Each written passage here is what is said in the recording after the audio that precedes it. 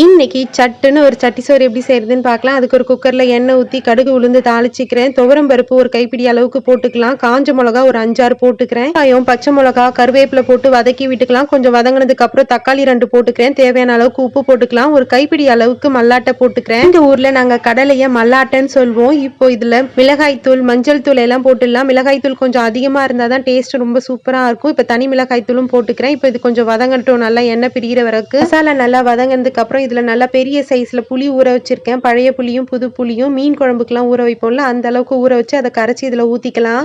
எந்த அளவுக்கு அரிசி எடுக்கிறோமோ அதுல 3 மடங்கு எடுத்துக்கணும். அதாவது 1 டம்ளர் அரிசிக்கு 3 டம்ளர் அளவுக்கு தண்ணின்ற வீதம். இப்போ நல்லா கொதி வந்த உடனே இதுல அரிசியை போட்டுக்கலாம். மூடி ஒரு 10 நிமிஷத்துக்கு அப்படியே விட்டுடலாம். சூப்பரா சாதம் ரெடி ஆயிடும். இந்த சட்டி சோறுக்கு அப்பளம் ரொம்ப சூப்பரா இருக்கும். இந்த சாப்பாடு செய்யறதுக்கு ஒரு 10 நிமிஷம் தான். சீக்கிரமாவே செஞ்சு முடிச்சிடலாம். டேஸ்ட் ரொம்ப சூப்பரா இருக்கும். ட்ரை பண்ணி பாருங்க. நாளைக்கு பார்க்கலாம்.